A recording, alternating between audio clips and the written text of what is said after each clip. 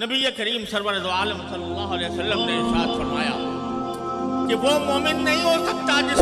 جس کے نظر میں، جس کے دل میں میری محبت اپنی جان سے بھی زیادہ ہو، اولاد سے بھی زیادہ ہو، اور ساری دنیا کائنات کے انسانوں سے بھی زیادہ ہو۔ اور نبی کریم صلی اللہ علیہ وسلم کی محبت کا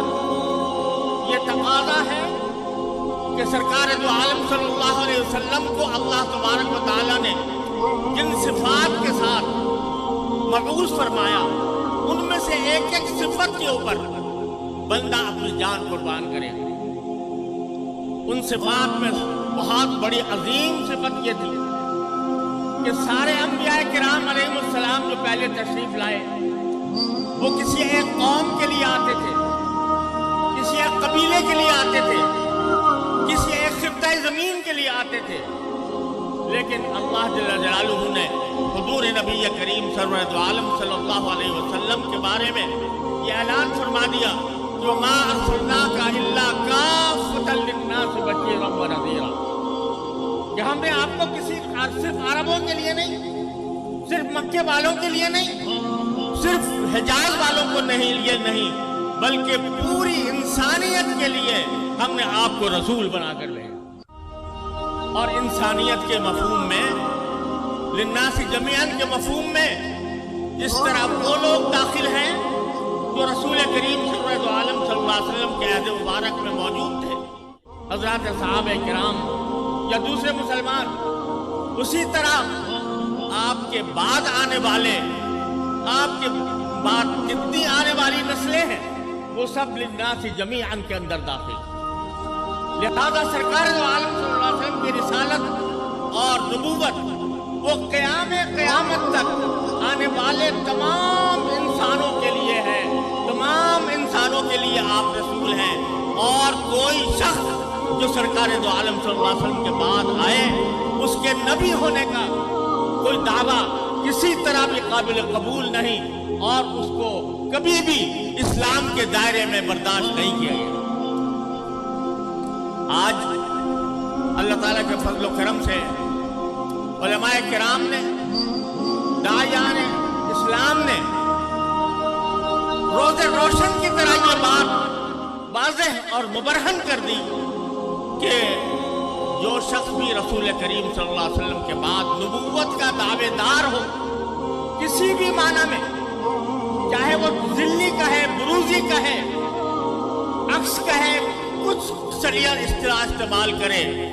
آپ کے بعد کوئی نبی نہیں آ سکتا۔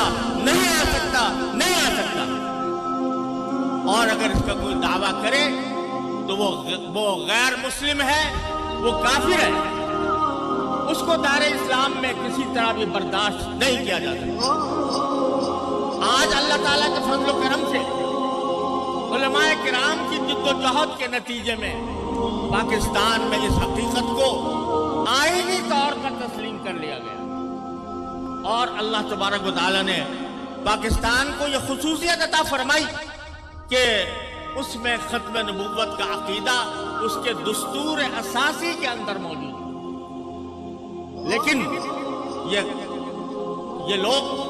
جو مرزا غلام احمد قادیانی کو نبی یا مسیح موعود یا مہدی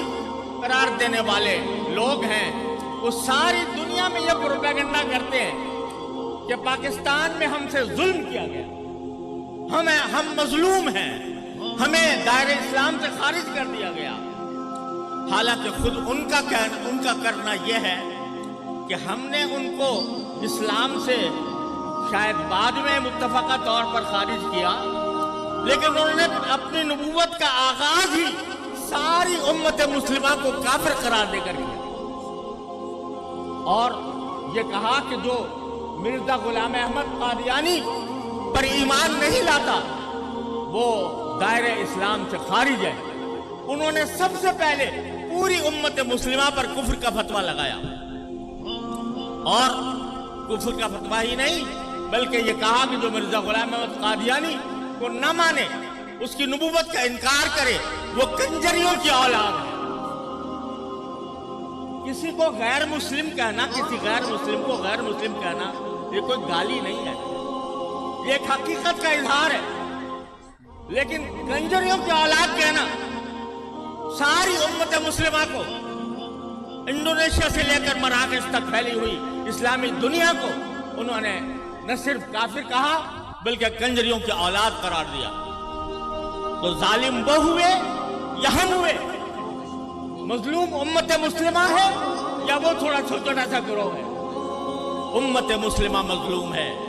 उम्मत मुस्लिमा मजलूम है। उनके कलेजों को सरकार दो आलम सल्लल्लाहु अलैहि वसल्लम की नामूस पर हमला करके, आपके खत्म नबूवत पर हमला करके छलनी किया गया और उसके नतीजे में पूरी उम्मत मुस्लिमा उनके जुल्म और सितम का शिकार रही।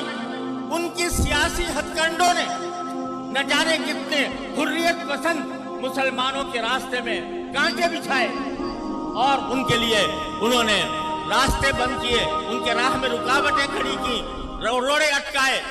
तो जुल्म दर हकीकत उस शख्स ने किया जिसने सबसे पहले ये कहा कि मैं मोहम्मद रसूलुल्लाह सल्लल्लाहु अलैहि वसल्लम के बाद नबी बनकर आया हूं, बल्कि